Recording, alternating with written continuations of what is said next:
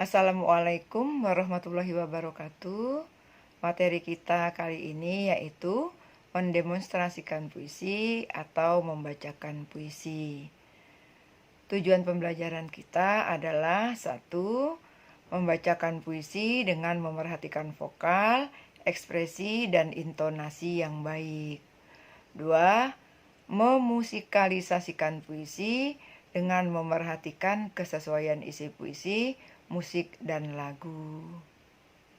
Berikut ini adalah contoh membacakan puisi dengan memerhatikan vokal, ekspresi, dan intonasi yang baik. Perhatikan contoh berikut ini. Puisi Khairil Anwar, Karawang, Bekasi.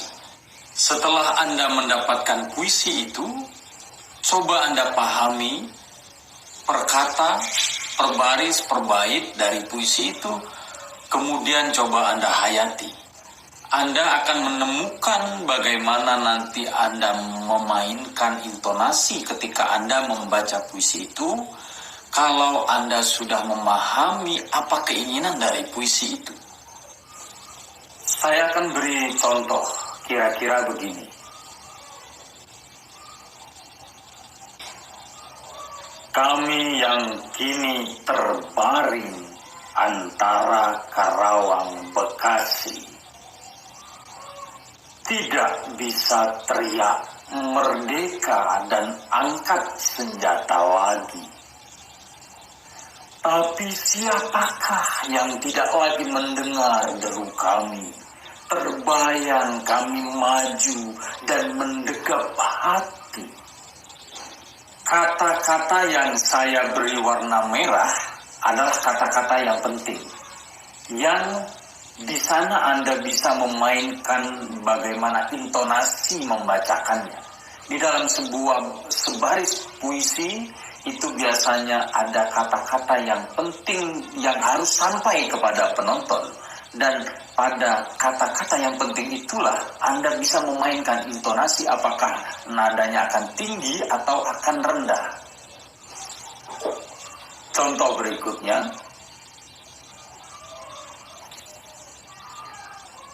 Kami bicara padamu dalam hening di malam sepi.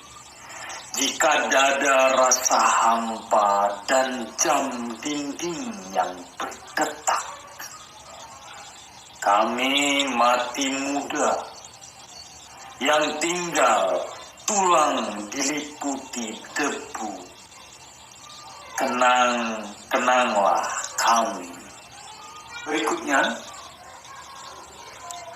Kami sudah coba apa yang kami bisa.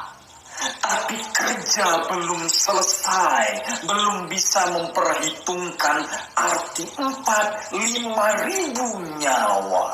Silakan Anda lanjutkan membaca puisi Karawang Bekasi ini sampai selesai. Anda coba memainkan dinamika, memainkan intonasi di mana harus tinggi dan di mana harus rendah, sehingga suasana dan keindahan puisi itu ketika didengar dan dibacakan itu menjadi dapat dinikmati. Banyak orang berpikiran membaca puisi itu tentang kekuatan vokal saja, berteriak-teriak. Tidak mesti. Ketika seseorang marah tidak mesti dengan suara yang kuat, dengan suara yang lantang. Contoh, walau kau bungkam suara azan, walau kau gusur rumah-rumah Tuhan, akan Tuhan tetap teguh dalam sempatnya. Itu marah, emosinya keluar, tapi bisa dengan emosi ke dalam. Ke dalam bisa, ikuti rasa. Walau kau bungkam suara azan, walau kau gusur rumah-rumah Tuhan, aku Tuhan akan berhenti sempatnya. Tak berteriak kan? Yang dimainkan rasa. Ini mata kita berpengaruh. Mata fokus kepada satu titik. Walau kau bungkam suara azan, walau kau gusur rumah-rumah Tuhan, fokus dia. Yang menjerit, melengking, melolong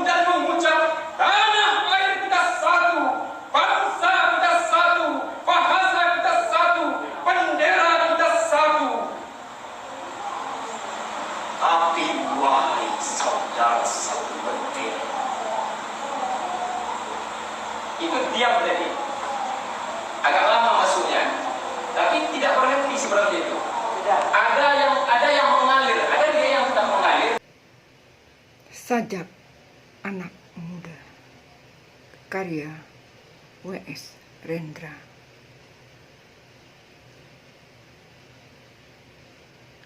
Kita adalah angkatan gagap yang diperanakan oleh angkatan takabur. Kita kurang pendidikan resmi di dalam hal keadilan karena tidak diajarkan berpolitik dan tidak diajar dasar ilmu hukum. Kita melihat kabur pribadi orang karena tidak diajarkan kebatinan atas ilmu jiwa.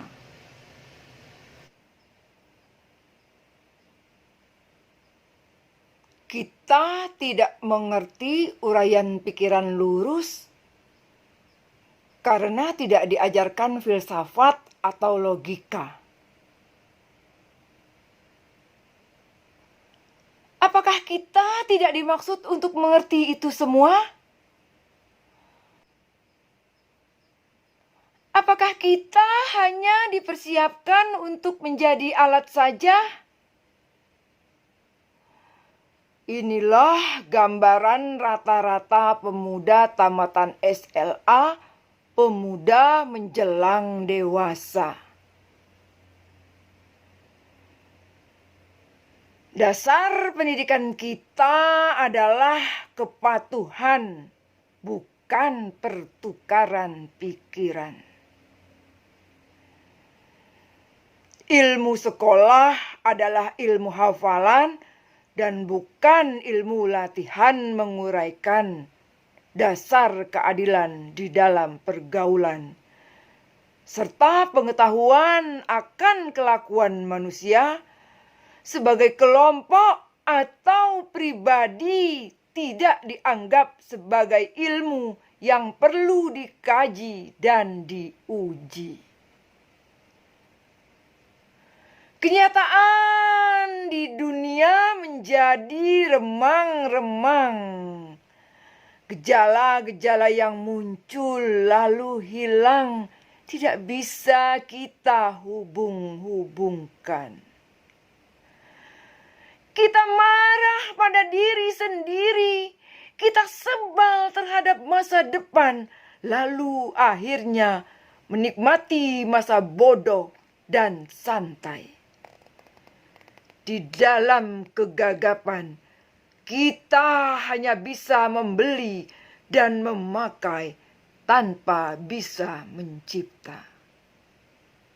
Kita tidak bisa memimpin, tetapi hanya bisa berkuasa, persis seperti bapak-bapak kita. Pendidikan negeri ini berkiblat ke barat.